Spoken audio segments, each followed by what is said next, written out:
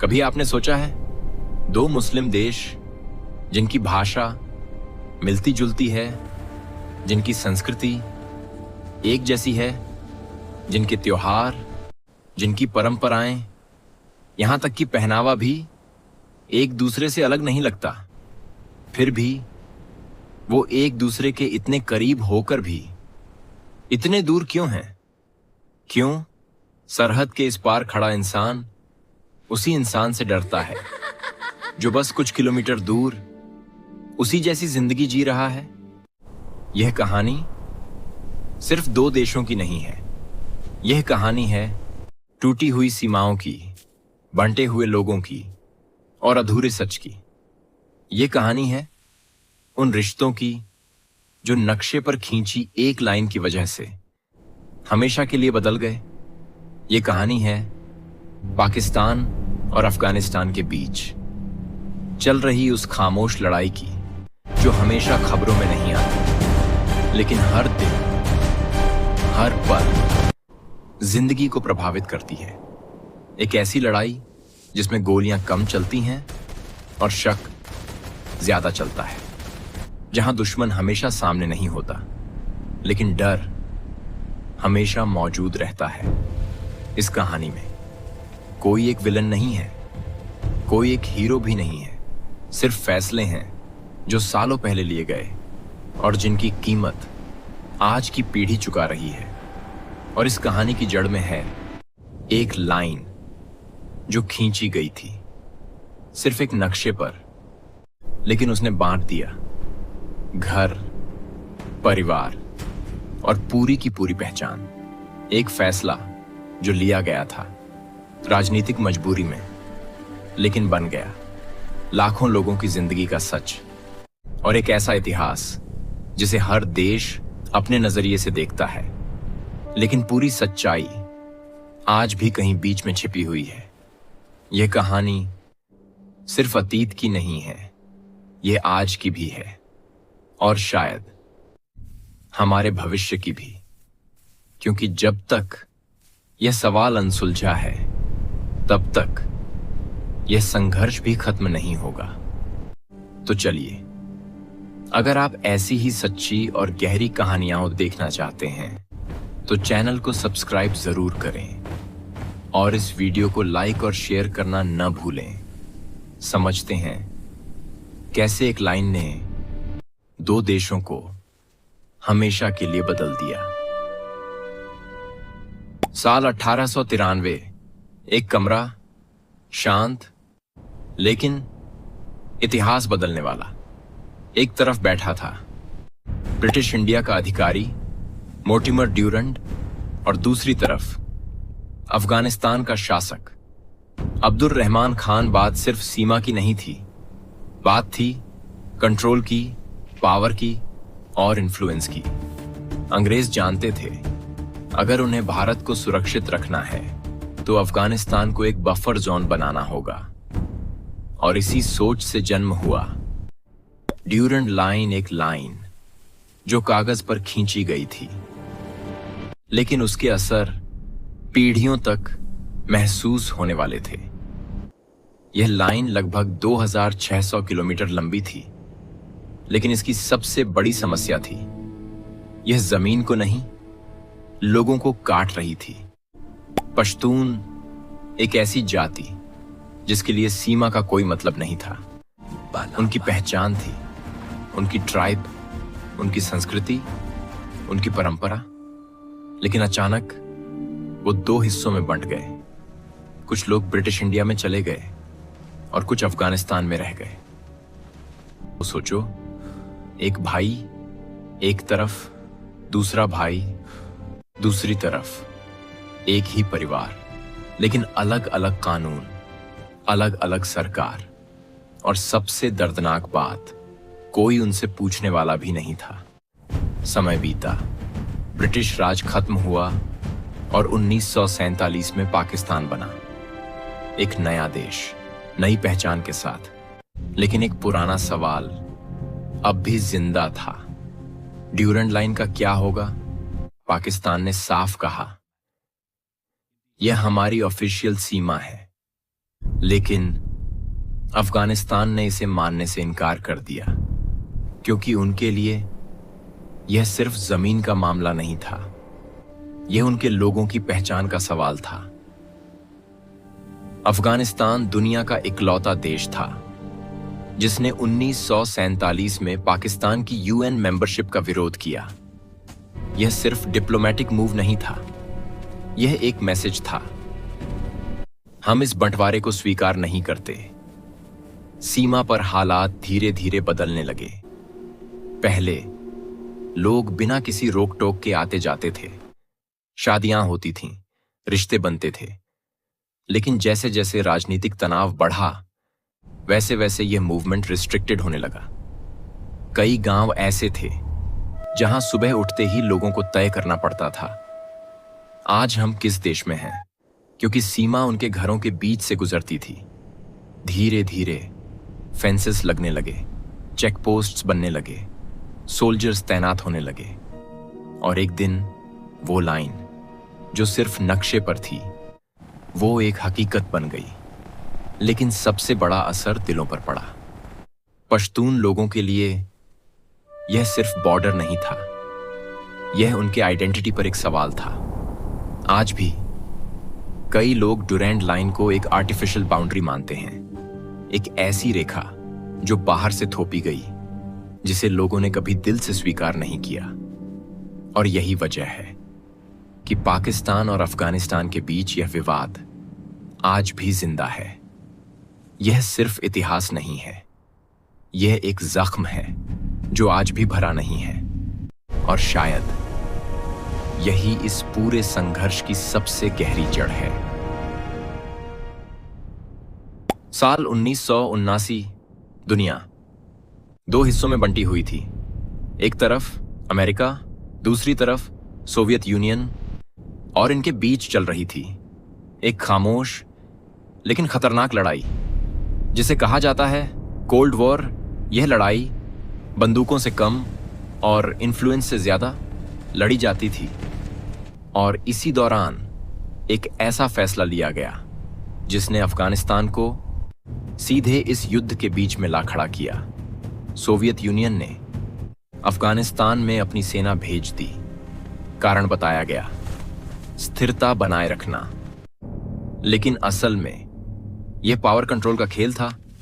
अचानक अफगानिस्तान एक बैटलफील्ड बन गया। सड़कों पर टैंक थे, आसमान में लड़ाकू विमान, और जमीन पर डर।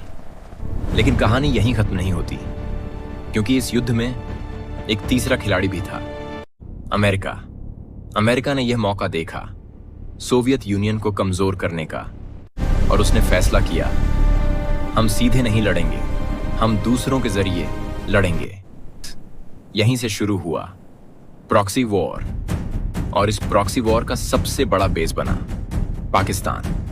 पाकिस्तान ने अफगान मुजाहिदीन को सपोर्ट देना शुरू किया। यह सपोर्ट सिर्फ मॉरल नहीं था, यह था हथियार, ट्रेनिंग, पैसा, और इसके पीछे था अमेरिका का फुल बैकिंग। CIA ने एक सीक्रेट ऑपरेशन शुरू किया जिसका मकसद था सोवियत यूनियन को अफगानिस्तान में फंसाना। धीरे धीरे हजारों लड़ाके इस युद्ध में शामिल होने लगे, कुछ आइडियोलॉजी के लिए, कुछ मजबूरी में, लेकिन हर किसी के हाथ में अब बंदूक थी। अफगानिस्तान जल रहा था, गांव तबाह हो रहे थे, शहर खंडहर बन रहे थे, और लाखों लोग अपने घर छोड़ने पर मजबूर हो गए। इनमें से लाखों लोग भाग कर आए। पाकिस्तान रिफ्यूजी कैंप्स बनने लगे, जहां एक नई जनरेशन पली, एक ऐसी जनरेशन जिसने बचपन में खिलौने नहीं, सिर्फ युद्ध देखा। सोचो, एक बच्चा जो स्कूल जाने की उम्र में बंदूक चलाना सीख रहा है, जिसके लिए शांति सिर्फ एक शब्द है, हकीकत नहीं। युद्ध लंबा चला, 10 साल, और आखिरकार सोवियत यूनियन को अफगानिस्तान छोड़ना पड़ा। लेकिन यह जीत नहीं थी, यह एक खालीपन था, एक ऐसा वैक्यूम जिसमें कोई सरकार नहीं, कोई स्टेबिलिटी नहीं, सिर्फ केओस था। और यही केओस बन गया आने वाले सबसे खतरनाक फेज की शुरुआत। क्योंकि जब युद्ध खत्म हुआ तो बंदूकें नहीं रुकीं, बल्कि नए हाथों में चली गईं। मुजाहिदीन ग्रुप्स अब आपस में लड़ने लगे। हर कोई चाहता था पावर, कंट्रोल, राज। और इसी अराजकता में धीरे धीरे एक नई ताकत उभरने लगी। चुपचाप लेकिन खतरनाक तरीके से एक ऐसा ग्रुप जो स्टेबिलिटी लाने का दावा करता था, लेकिन अपने साथ लाया डर, कट्टरता और सख्त नियम। ये था तालिबान। और यहीं से पाकिस्तान एक नए मोड़ पर पहुंच गए, क्योंकि अब कहानी सिर्फ बॉर्डर की नहीं थी। अब इसमें शामिल था आइडियोलॉजी, पावर और कंट्रोल। और ये नया चैप्टर पहले से भी ज्यादा खतरनाक था। 1990 का दशक। अफगानिस्तान पहले से ही युद्ध से टूटा हुआ था। कोई मजबूत सरकार नहीं, कोई एक नेता नहीं। हर तरफ छोटे छोटे गुट जो आपस में लड़ रहे थे। शहरों में गोलीबारी आम बात थी और आम लोग बस जिंदा रहने की कोशिश कर रहे थे। और इसी अराजकता में एक नई ताकत धीरे धीरे उभरने लगी। छोटे छोटे मदरसों से निकले हुए लड़ाके जो खुद को कहते थे तालिबान। इनका दावा था हम शांति लाएंगे, हम करप्शन खत्म करेंगे। शुरुआत में कई लोगों ने इन पर भरोसा भी किया, क्योंकि उन्हें लग रहा था शायद अब हिंसा खत्म होगी। लेकिन धीरे धीरे सच्चाई सामने आने लगी। तालिबान ने कठोर नियम लागू करने शुरू किए। महिलाओं की आजादी खत्म, संगीत बंद, शिक्षा पर पाबंदियां। डर अब एक सिस्टम बन चुका था। 1996 तालिबान ने काबुल पर कब्जा कर लिया और पूरे देश में अपना शासन स्थापित कर दिया। यहीं से पूरी दुनिया की नजर अफगानिस्तान पर टिक गई। अब सवाल उठने लगे, तालिबान इतने स्ट्रांग कैसे हुए? कई रिपोर्ट्स और एनालिस्ट्स ने इशारा किया कि पाकिस्तान से उन्हें सपोर्ट मिल रहा था। लेकिन पाकिस्तान का कहना था हम स्टेबिलिटी चाहते हैं, हम सिर्फ पीस चाहते हैं। सच क्या था यह आज भी पूरी तरह क्लियर नहीं है, लेकिन एक बात साफ थी, अफगानिस्तान के अंदर जो कुछ हो रहा था उसका असर सीधे पाकिस्तान पर पड़ रहा था। फिर आया 2001, एक ऐसा साल जिसने पूरी दुनिया बदल दी। 11 सितंबर 2001 अमेरिका पर सबसे बड़ा आतंकी हमला हुआ और इसके पीछे नाम आया ओसामा बिन लादेन, जो छिपा हुआ था अफगानिस्तान में। अमेरिका ने तुरंत तालिबान से मांग की, ओसामा को हमारे हवाले करो। लेकिन तालिबान ने इनकार कर दिया और फिर अमेरिका ने अफगानिस्तान पर हमला कर दिया।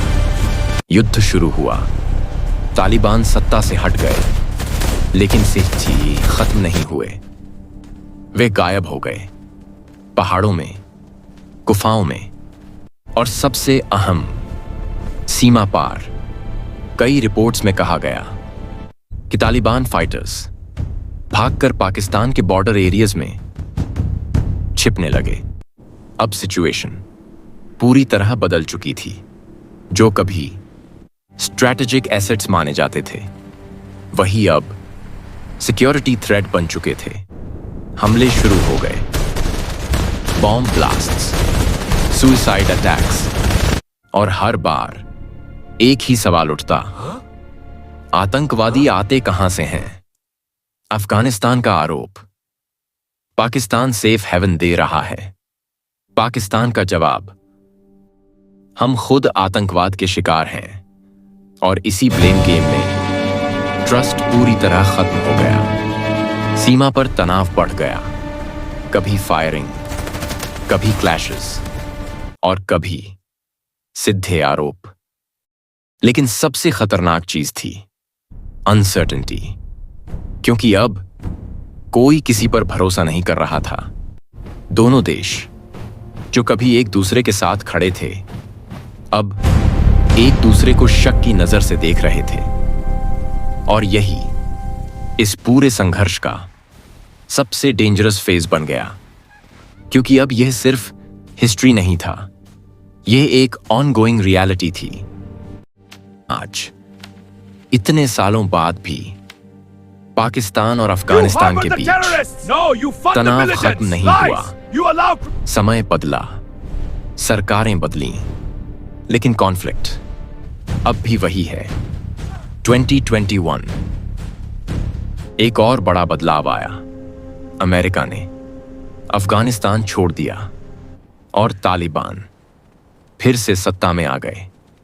दुनिया के लिए यह एक शॉकिंग मोमेंट था, लेकिन इस क्षेत्र के लिए यह एक पुरानी कहानी का नया चैप्टर था। अब सवाल था, क्या तालिबान के आने से दोनों देशों के रिश्ते सुधरेंगे या और बिगड़ेंगे? शुरुआत में उम्मीद थी कि रिलेशंस बेहतर होंगे, लेकिन जल्द ही हकीकत सामने आ गई। बॉर्डर पर फिर से क्लैशेस होने लगे, फायरिंग, क्रॉस बॉर्डर टेंशंस और सबसे बड़ा मुद्दा वही ही पुराना डुरैंड लाइन। पाकिस्तान इस बॉर्डर पर फेंसिंग करने लगा, सिक्योरिटी बढ़ाई गई, लेकिन अफगानिस्तान के कई लीडर्स अब भी इसे ऑफिशियल बॉर्डर मानने से हिचकते हैं। कई बार ऐसा हुआ कि फेंसिंग को हटा दिया गया और सोल्जर्स के बीच सीधे टकराव हो गए, लेकिन इन सब के बीच एक चीज कभी नहीं बदलती, आम इंसान की जिंदगी। सोचो, एक परिवार जिसके रिश्तेदार बॉर्डर के उस पार रहते हैं, लेकिन अब वो उनसे मिल नहीं सकते। शादियां टूट जाती हैं, रिश्ते खत्म हो जाते हैं, और एक इनविजिबल दीवार उनके बीच खड़ी हो जाती है। कई बच्चे ऐसे हैं जो रोज बॉर्डर के पास गोलियों की आवाज सुनकर बड़े होते हैं। उनके लिए डर एक इमोशन नहीं, एक आदत बन चुका है। रेफ्यूजीज आज भी इस कॉन्फ्लिक्ट का सबसे बड़ा असर झेल रहे हैं। लाखों अफगान शरणार्थी सालों से पाकिस्तान में रह रहे हैं, लेकिन अब उनके लिए भी हालात बदल रहे हैं। डिपोर्टेशन, लीगल प्रेशर और अनसर्टेनिटी उनके लिए सवाल है। हम कहां जाएं? ना अफगानिस्तान पूरी तरह सेफ है, न पाकिस्तान उन्हें पूरी तरह अपना मानता है। और इसी बीच एक पूरी जनरेशन आइडेंटिटी क्राइसिस में जी रही है। न वो पूरी तरह अफगान है, न पूरी तरह पाकिस्तानी। यह सिर्फ पॉलिटिकल कॉन्फ्लिक्ट नहीं है, यह एक ह्यूमैनिटेरियन क्राइसिस है। और सबसे बड़ी बात, इसका कोई क्लियर सॉल्यूशन नहीं है, क्योंकि यह लड़ाई सिर्फ जमीन की नहीं, यह लड़ाई है हिस्ट्री की, आइडेंटिटी की और ट्रस्ट की। आज भी डुरैंड लाइन सिर्फ एक बॉर्डर नहीं है, यह एक सिंबल है अनफिनिश्ड हिस्ट्री का, अधूरी सच्चाई का, और एक ऐसे जख्म का जो अब तक भरा नहीं है। तो अब सवाल यह है, क्या यह कहानी कभी खत्म होगी? क्या एक दिन यह बॉर्डर सिर्फ नक्शे तक सीमित रह जाएगा और दिलों से मिट जाएगा, या फिर यह संघर्ष ऐसे ही चलता रहेगा, हर जनरेशन के साथ एक नई कहानी बनकर? अगर यह वीडियो आपको सोचने पर मजबूर कर गया, तो इसे लाइक जरूर करें, ताकि यह सच्चाई और लोगों तक पहुंच सके। अपने दोस्तों के साथ शेयर करें, क्योंकि अवेयरनेस सबसे पहली स्टेप है बदलाव की। और अगर आप चाहते हैं ऐसी ही डीप, रियल और पावरफुल डॉक्यूमेंट्रीज, तो चैनल को सब्सक्राइब जरूर करें। फैक्ट्स इन सेकंड, क्योंकि यहां हम सिर्फ कहानियां नहीं बताते, हम वो सच्चाई दिखाते हैं जो अक्सर छुपा दी जाती है।